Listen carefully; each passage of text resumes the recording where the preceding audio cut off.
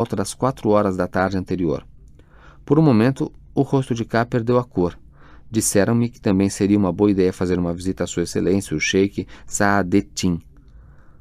Principiou ele, mas o agente o interrompeu. Não, antes disso, disse ele. Como K permaneceu em silêncio, o agente de rosto redondo lembrou-o do encontro com Azul. Ele o fez de forma a sugerir que já sabia tudo sobre o encontro e até lamentava incomodar K com aquela história. K esforçou-se para ver naquilo uma prova de boas intenções. Um oficial da polícia comum o teria acusado de tentar escamotear o encontro e se comprazeria em humilhá-lo, jactando-se de que a polícia sabe de tudo. Num tom quase de desculpas, o agente explicou que Azul era um terrorista perigoso e um terrível conspirador. Era um inimigo confesso da República, a soldo do Irã. Era certo que assassinaram um apresentador de televisão, por isso havia uma ordem de prisão contra ele. Ele percorrera toda a Turquia organizando os fundamentalistas. Quem acertou o encontro de vocês? Um rapaz da escola religiosa. Não sei o nome dele, disse K. Por favor, veja se pode identificá-lo agora, disse o agente. Olhe bem para eles. Você vai olhar para dentro das celas, através de um visor. Não precisa ter medo, eles não o reconhecerão. Eles conduziram K por uma larga escadaria que levava ao porão. Cerca de 100 anos atrás, quando no belo edifício funcionava um hospital armênio, o porão servia como armazém para lenha e alojamento para os serventes. Muito depois, na década de 40, quando o edifício passou a funcionar como liceu do Estado, derrubaram-se as paredes internas e o espaço foi transformado numa cantina self-service. Muitos jovens de Kars, que haveriam de se tornar marxistas e inimigos do Ocidente na década de 60, engoliram ali suas primeiras cápsulas de óleo de fígado de bacalhau. Eles as empurravam goela abaixo com iogurte feito de leite em pó enviado pelo Unicef, bebida de cheiro insuportável que lhes embrulhava o estômago. Parte daquele espaçoso porão fora transformada em 4 celas que davam para um corredor. Um policial cujos movimentos traíam uma longa prática colocou com todo cuidado um cap do exército na cabeça de K. O agente do MIT, de nariz adunco, que o pegara no hotel, lançou-lhe um olhar significativo e disse: Esse pessoal tem o maior medo de caps do exército. Quando eles se aproximaram das 2 celas da direita, o policial abriu os 2 visores e berrou: Atenção, comandante! K olhou pelo visor, não maior que sua mão. K viu 5 pessoas na cela, que tinha o tamanho de uma cama grande. Talvez houvesse mais. Era difícil saber por que eles estavam amontoados, uns sobre os outros, apoiados na parede imunda do fundo, e ainda que não tivessem feito o serviço militar, sabiam como ficar em posição de sentido. Embora de forma desajeitada, de olhos fechados, K teve a impressão de que alguns estavam com os olhos semicerrados, olhando para ele. Passara-se menos de um dia desde o começo da Revolução, mas suas cabeças já estavam raspadas, faces e olhos inchados por causa das pancadas. As celas estavam bem iluminadas, mais iluminadas que o corredor. Mas, aos olhos de K, todos os rapazes se pareciam. Sua cabeça começou a girar quando se sentiu dominar pela dor e pela vergonha. Ficou aliviado quando não viu Necip entre eles. Como K não identificou nenhum dos rapazes da segunda e da terceira celas, o agente do nariz adunco, do MIT, falou: Não há nada a temer, afinal de contas, quando as estradas estiverem livres, você vai embora. Mas eu não reconheço nenhum deles, disse K, em tom de leve teimosia. Depois disso, ele reconheceu alguns. Lembrava-se muito bem de um rapaz que ele vira importunando Funda Esser com apartes descabidos e de outro que gritava slogans. Se agora ele denunciasse aqueles rapazes, estaria demonstrando sua disposição de colaborar com a polícia. Assim, se ele visse Necip depois, seria mais fácil fingir que não o conhecia. De resto, o delito daqueles rapazes não era muito grave. Mas ele não denunciou ninguém. Um jovem com as faces e os olhos ensanguentados olhou para K e implorou: Comandante, por favor, não conte às nossas mães. Ao que parecia, aqueles rapazes tinham sido espancados no calor das primeiras horas do golpe. A polícia não usara nenhum instrumento, apenas botas e punhos. K olhou a quarta cela e mais uma vez não viu ninguém que se parecesse com o assassino do diretor do Instituto de Educação. Quando ele se certificou de que Necip não estava entre aqueles rapazes apavorados, começou a relaxar. Quando eles subiram as escadas, ficou bem evidente quanto o agente de rosto redondo e seus superiores estavam ansiosos para encontrar o assassino do diretor de modo a poder apresentá-lo como o primeiro feito da Revolução. K desconfiou que pretendiam enforcar o criminoso imediatamente. Agora, na sala, havia um major reformado. Apesar do toque de recolher, ele conseguira de alguma forma chegar ao quartel central da polícia para pedir que seu neto fosse libertado da prisão. O major pediu que não torturassem o rapaz, que não tinha nenhuma queixa contra o Estado. e fora mandado para a escola secundária religiosa apenas porque sua mãe, muito pobre, acreditara na mentira de que todos os estudantes recebiam casacos de lã e ternos. Na verdade, os membros da família eram ferrenhos defensores de Atatürk. O homem de rosto redondo interrompeu o major no meio da frase. Meu caro senhor, ninguém aqui sofre maus tratos, disse ele. Ele chamou K a um canto. Havia uma possibilidade, disse ele, de que o assassino e os homens de azul, K teve a impressão de que se pensava que o criminoso fosse um deles, pudesse estar entre os que tinham sido presos na escola de veterinária. Assim, K terminou voltando ao caminhão do exército com um agente de nariz adunco que o pegara no hotel. A caminho, enquanto admirava a beleza das ruas desertas e fumava um cigarro, sentiu-se satisfeito por ter saído do quartel central da polícia. Secretamente sentia-se aliviado com o golpe militar e com o fato de o país não estar à mercê dos islamitas. Mas, de todo o coração, jurava a si mesmo recusar-se a cooperar tanto com a polícia ou com o exército. Naquele mesmo instante sentiu um novo poema surgindo em sua mente. O poema era tão poderoso, tão estranhamente estimulante que K se pegou voltando-se para o agente de nariz adunco e perguntando: podemos parar numa casa de chá no caminho? Era impossível dar alguns passos naquela cidade sem passar por uma casa de chá cheia de desempregados. Embora a maioria dos estabelecimentos estivesse fechada naquela manhã, uma casa de chá da Rua do Canal estava conseguindo funcionar sem chamar a atenção do jipe do exército estacionado ali perto. Lá dentro, um jovem aprendiz esperava o fim do toque de recolher e 3 outros estavam sentados em outra mesa. Todos se agitaram quando viram um homem com cap do exército e um oficial à paisana entrarem pela porta. Ato contínuo, o homem de nariz adunco sacou uma arma do casaco e, com um profissionalismo que K não pôde deixar de admirar, enfileirou os jovens de cara para a enorme paisagem suíça fixada à parede. Com a mesma eficiência, revistou-os e examinou suas carteiras de identidade. K não tinha dúvidas de que tudo ia dar certo, então sentou-se a uma mesa próxima à estufa apagada e, sem nenhuma dificuldade, escreveu o poema que tinha em mente. Mais tarde, iria intitular o poema Ruas de Sonho. Embora se inicie nas ruas nevadas de Kars, o poema de 36 versos também contém inúmeras referências às ruas da velha Istambul, a cidade fantasma armênia de Ani e as terríveis cidades desertas que K vira em seus sonhos. Quando K terminou de escrever o poema, olhou para a televisão em preto e branco e constatou que o cantor de músicas folclóricas se fora. Em lugar dele, agora se viam as primeiras cenas do drama do Teatro Nacional. O goleiro Vural começara a recontar os amores passados e os gols que sofrera. Pelas contas de K, só 20 minutos depois ele poderia se ver lendo seu poema. Tratava-se do poema que se apagara de sua mente antes que tivesse a oportunidade de escrevê-lo. Ele estava resolvido a passá-lo para o papel. Mais 4 pessoas entraram na casa de chá, pela porta dos fundos. O agente do MIT, de nariz adunco, sacou a arma e colocou-os contra a parede. O dono da casa de chá, que era curdo, tentou explicar ao agente, a quem ele chamava de meu comandante, que na verdade aqueles homens não violaram o toque de recolher, pois tinham vindo do pátio interno, passando pelo jardim. Mas o agente resolveu verificar a veracidade daquelas alegações. Afinal de contas, um deles estava sem carteira de identidade e tremia de medo. O agente anunciou que iria acompanhar o homem à sua casa, tomando o mesmo caminho por onde ele viera, e chamou o motorista para vigiar os jovens ainda alinhados contra a parede. Enfiando o caderno de poesia no bolso, K seguiu os 2 homens pela porta dos fundos, chegando ao pátio coberto de neve. Passaram por um muro baixo, por 3 degraus cobertos de gelo e, ao som dos latidos de um cão acorrentado, desceram ao porão de um edifício de concreto em petição de miséria, semelhante à maioria dos edifícios de Kars. O porão exalava um forte cheiro de lama e de lençóis sujos. O homem que ia na frente passou por uma caldeira fumegante, chegando a uma área cheia de caixas e engradados de legumes. Ali, numa cama surrada, dormia uma mulher de pele clara, extraordinariamente bela. K não conseguiu deixar de voltar-se para olhar.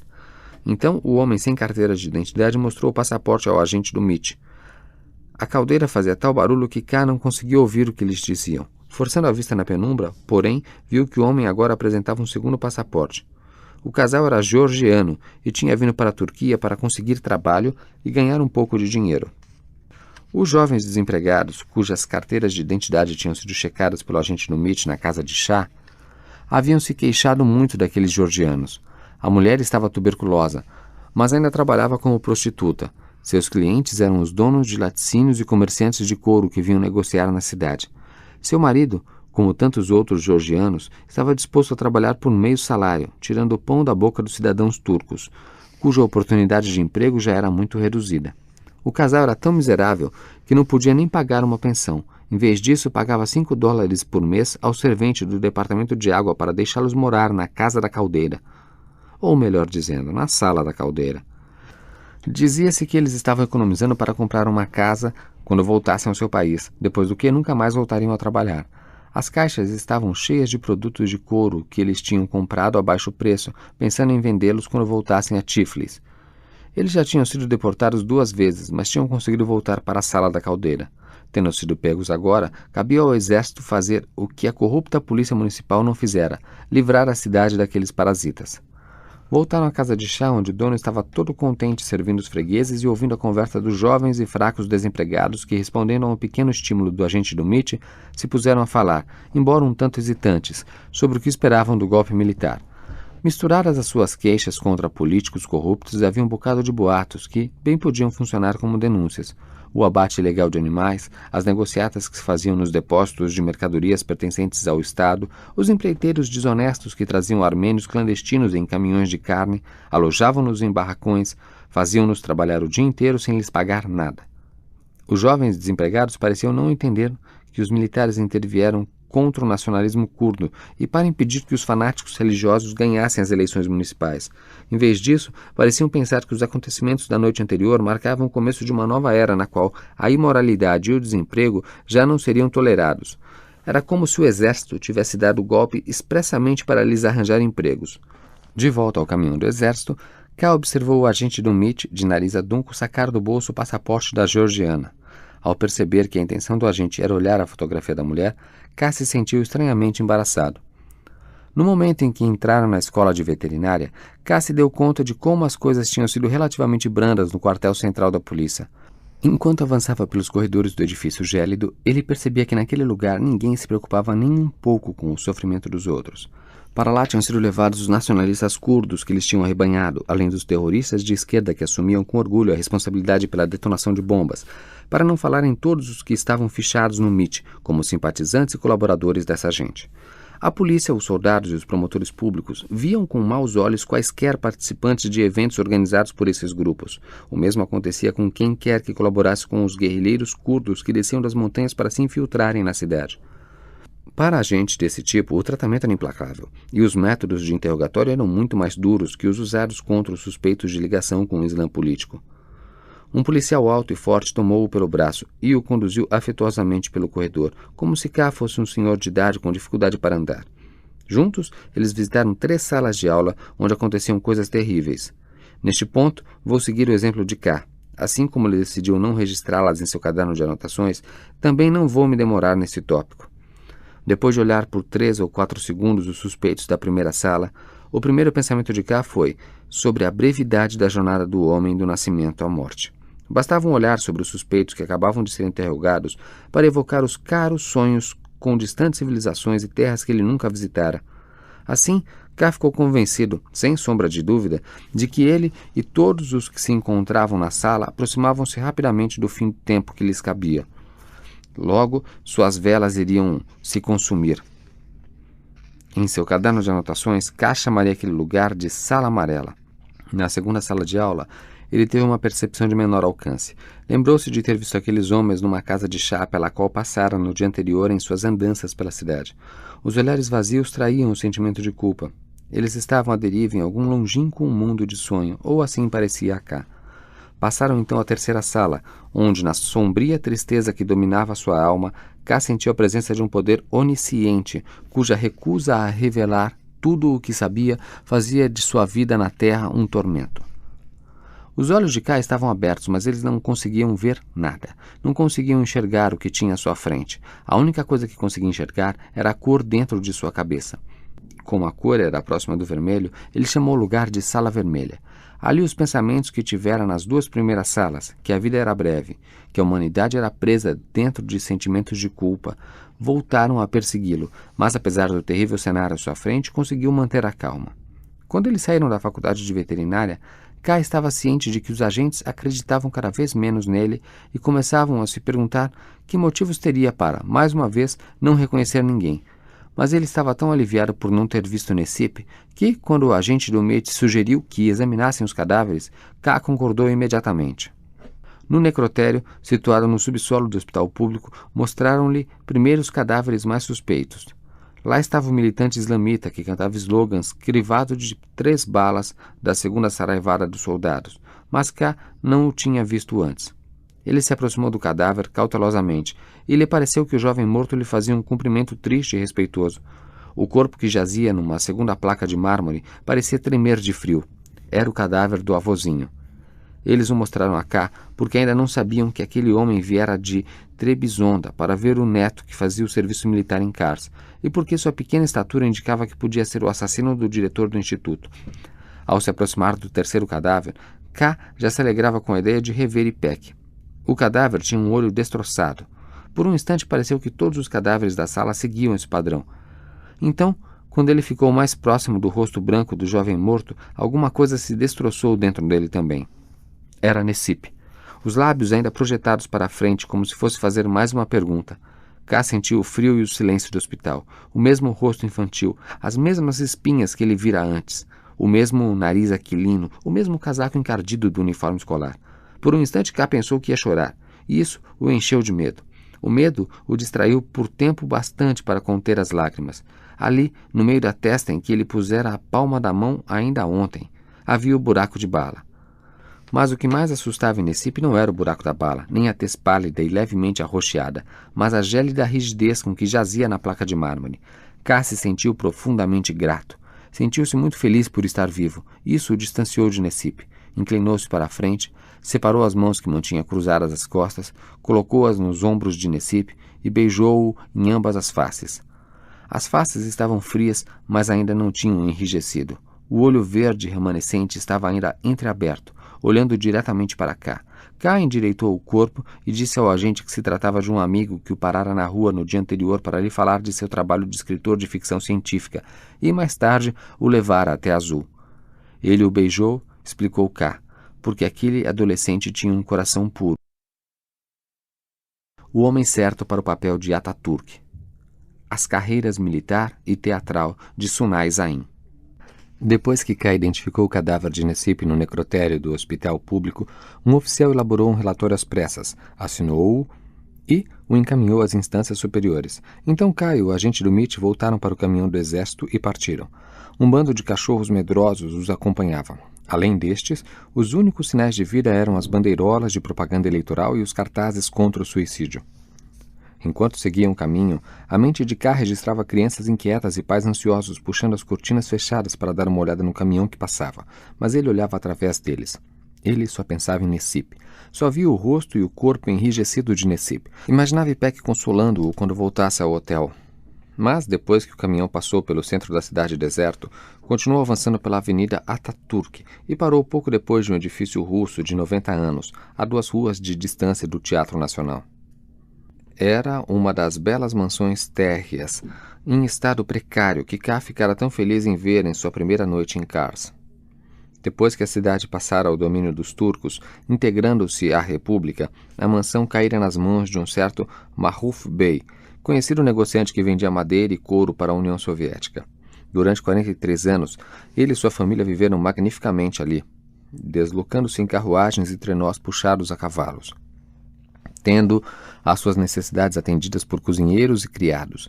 Depois da Segunda Guerra Mundial, no início da Guerra Fria, o governo deteve os comerciantes que sabidamente negociavam com a União Soviética, acusou-os de espionagem e jogou-os na prisão, da qual certamente nunca mais iriam sair.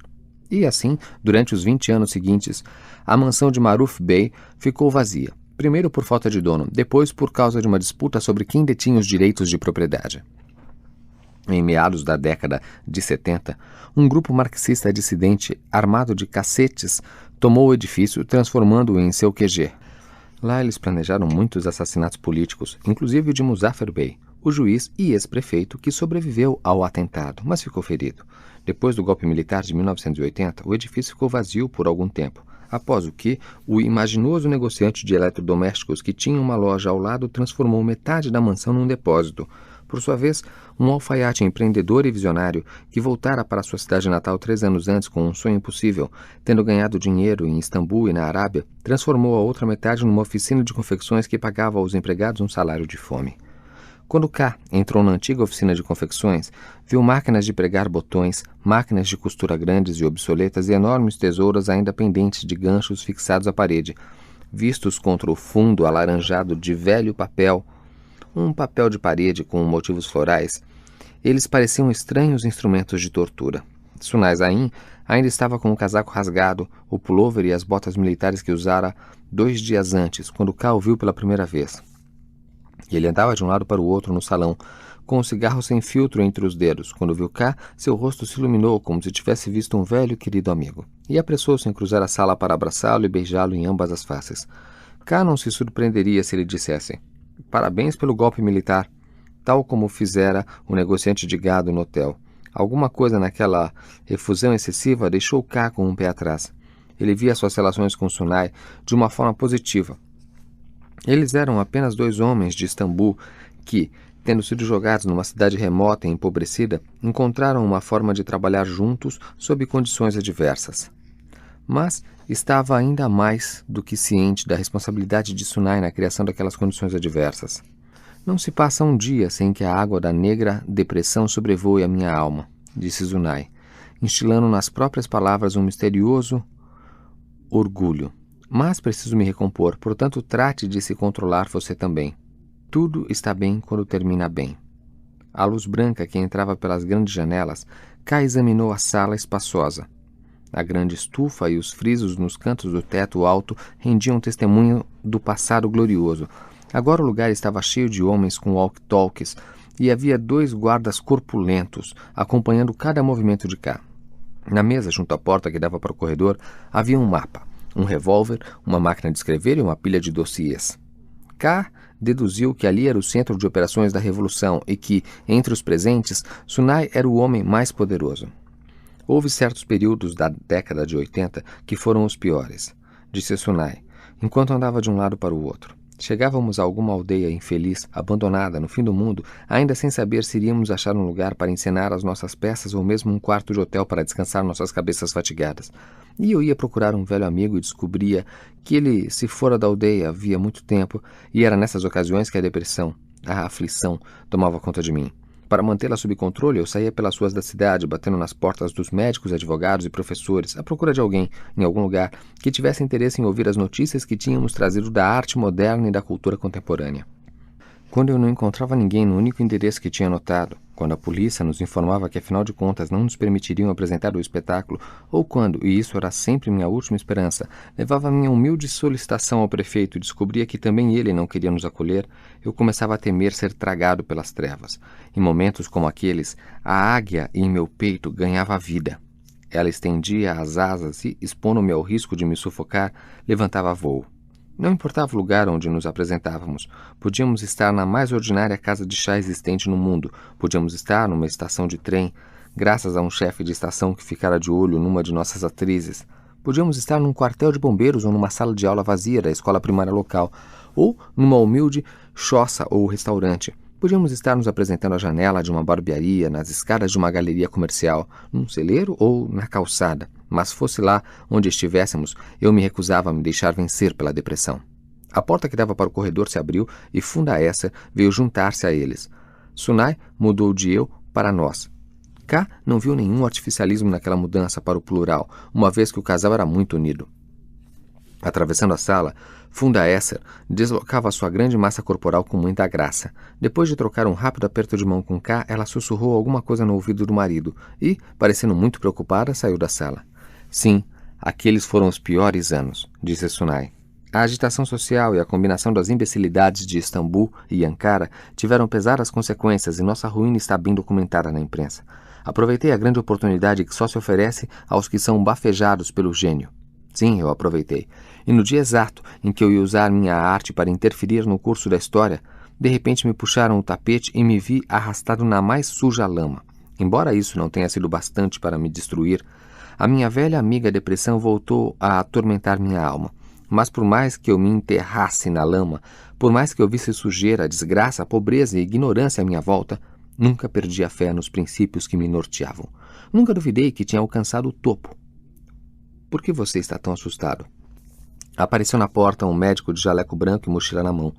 Com Com um ar apressado, que parecia um tanto fingido, tirou da mochila um medidor de pressão arterial, pô-lo no braço de Sunai, e enquanto o fazia, Sunai fitava a luz branca que entrava pelas janelas com uma expressão tão trágica que K imaginou estar ele ainda rememorando a época em que tinha caído em desgraça no começo da década de 80. De sua parte, K se lembrava de Sunai mais pelos papéis que este desempenhara na década de 70. Foram aqueles papéis que o tornaram famoso. A década de 70 foi a idade de ouro do teatro de esquerda, e se Sunai conseguisse se distinguir nesse restrito meio teatral, não foi apenas por seus méritos de ator consumado e batalhador capaz de desempenhar os papéis mais difíceis. Não. O que o público mais admirava era sua capacidade de liderança.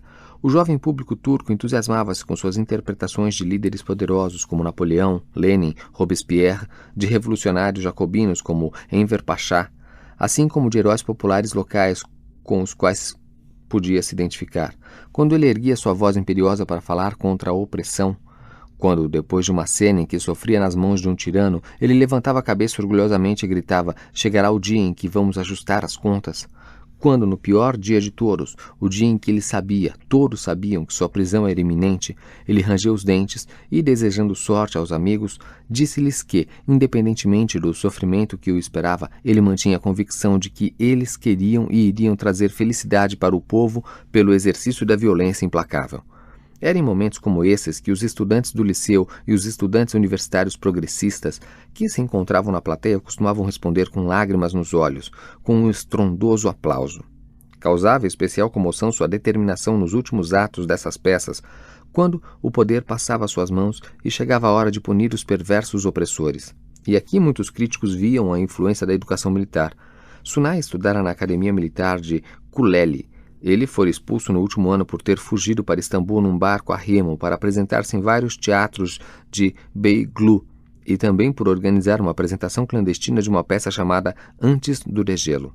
Quando os militares tomaram poder em 1980, todas as peças de esquerda foram proibidas. Não muito depois se decidiu encomendar um grande filme para a televisão sobre Atatürk, para comemorar o 100º aniversário de seu nascimento. No passado, ninguém acreditava que um turco teria condições de representar aquele herói nacional loiro, de olhos azuis, de aspecto ocidental. A opinião geral era que grandes filmes internacionais exigiam grandes astros internacionais, como Laurence Olivier, Kurt Jürgens ou Charlton Heston. Mas naquela ocasião, o Hürriyet, o maior jornal da Turquia, saiu em campo para defender a tese de que desta vez o papel devia ser interpretado por um turco. Ele chegou a imprimir cédulas em suas páginas para que os leitores as recortassem e as enviassem com suas sugestões. Sunai estava entre os apontados por esse júri popular. Na verdade, sendo ainda bem reconhecido por seu excelente trabalho no período democrático, ele era o franco favorito desde o primeiro dia. Afinal de contas, fazia anos que ele interpretava jacobinos. As plateias turcas não tinham dúvida de que Sunai, com toda a sua elegância, nobreza de porte e capacidade de inspirar confiança, daria um excelente Atatürk. O primeiro erro de Sunai foi levar a sério o voto do público. Ele foi direto aos jornais e redes de televisão, fazendo grandes pronunciamentos para quem quisesse ouvir. Fez-se fotografar à vontade em casa, ao lado de Funda Esen. Pôs-se a falar abertamente sobre sua vida pessoal, sobre o seu dia a dia, seus pontos de vista políticos, reconstruindo a si mesmo a imagem de Atatürk. Ele se esforçava para mostrar que, como Atatürk, ele era secularista. Ressaltava também o fato de que gostava dos mesmos passatempos e prazeres que Atatürk: o hack, a dança, o trajar bem e as boas maneiras. Ele se pôs a posar com volumes da obra clássica de Atatürk, discursos, afirmando estar relendo sua obra de cabo a rabo. Quando um colunista desmancha prazeres, que entrou na briga logo no início, ridicularizou-o por ler não a versão original dos discursos, mas uma versão resumida em turco simplificado, Sunai pegou a versão original da biblioteca e se fez fotografar com ela também, mas de nada adiantou seu empenho em publicar a foto no jornal do tal colunista. Sem se deixar intimidar, Sunai continuou a comparecer aos grandes vernissagens, concertos e importantes partidas de futebol, e aonde quer que fosse respondia as perguntas de todo e qualquer repórter de terceira categoria sobre Atatürk e a arte, Atatürk e a música, Atatürk e o esporte turco. Com uma ânsia de agradar pouco adequada a um jacobino, ele chegou a dar entrevistas a jornais religiosos hostis ao Ocidente. Foi numa dessas entrevistas que ele disse, em resposta a uma pergunta, não sem razão, provocativa: "Talvez um dia, quando o público julgar conveniente, eu possa representar o profeta Maomé." Foi com esse comentário infeliz que os problemas começaram. Os pequenos periódicos islamitas ficaram em polvorosa. Que Deus nos livre, escreveram eles. Nenhum mortal comum podia pretender interpretar o grande profeta. O